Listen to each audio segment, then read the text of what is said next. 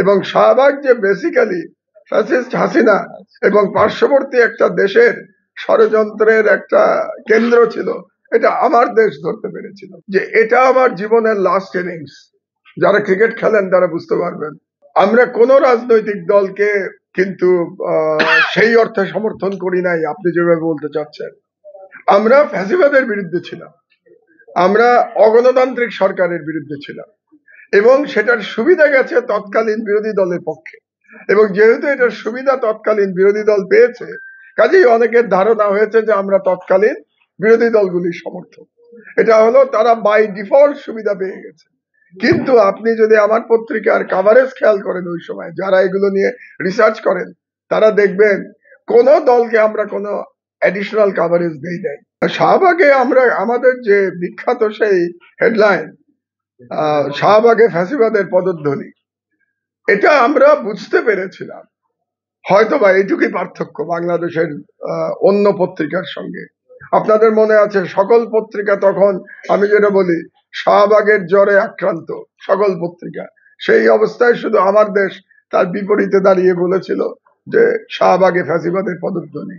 কারণ আমরা যে ফ্যাসিস্ট হাসিনার এবং ফ্যাসিস্ট আওয়ামী লীগের চরিত্রটা আমার দেশ ধরতে পেরেছিল।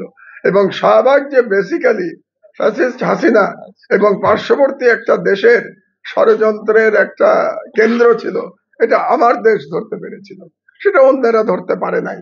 আজকে এই জুলাই বিপ্লবের মাধ্যমে 11 বছর পরে এটা প্রমাণিত হয়েছে যে আমার দেশের চিন্তা সঠিক ছিল।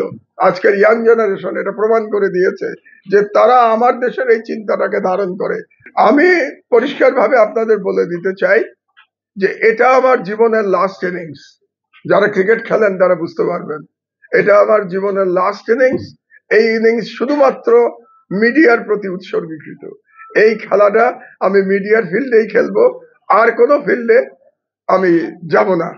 আপনাদের হয়তো কারো কারো স্মরণে আছে যে মাস দুয়েক আগে আমি তৃতীয় দফায় জেল থেকে বেরিয়ে, এই সরকারের আমলে প্রথম দফায় জেল থেকে বেরিয়ে আমি সংবাদ সম্মেলন করেছিলাম, এবং সেদিন একটা ঘোষণা দিয়েছিলাম সেই সংবাদ সম্মেলনে আমার দেশের পক্ষ থেকেই যে ইনশাআল্লাহ 2024 সালের মধ্যেই আমরা আমার দেশ পুনঃপ্রকাশ করব।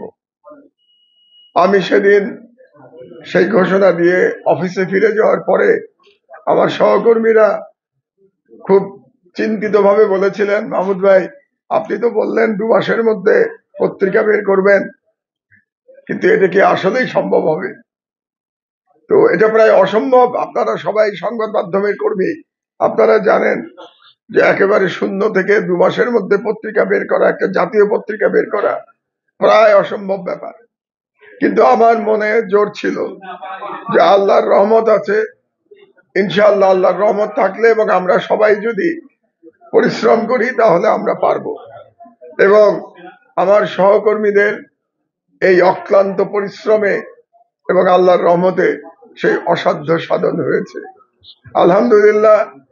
আর 48 ঘন্টার মধ্যে আমরা বাংলাদেশের জনগণকে আবারও আমার দেশ উপহার দিতে যাচ্ছি ইনশাআল্লাহ। 22 তারিখে রোববার সকালে আপনাদের প্রত্যেকের বাসায় বাসায়, অফিসে, সর্বত্র আমার দেশ পৌঁছে যাবে ইনশাআল্লাহ। গত 15 বছরের তেলবাজির কারণে এবং দালালির কারণে পত্রিকা পড়ার অভ্যাসটা বাংলাদেশে কমে গেছে, এটা আপনারা সবাই জানেন। কারণ পত্রিকার উপরে মানুষের আস্থা উঠে গেছে, এবং সেই কারণে পত্রিকার যারা যারা বড় বড় নাম যারা শোনেন তাদের সার্কুলেশনও শতকরা 50% কমে গেছে প্রত্যেকের। আর বাকিদের কথা আমি নাই বললাম। আমাদের উদ্দেশ্য হচ্ছে আবার এই যে পত্রিকা পড়ার অভ্যাসটা ফিরিয়ে নিয়ে আসা। কারণ একটা দেশের পত্রিকা সেই দেশের কালচারের দর্পণ, একটা সংস্কৃতির দর্পণ।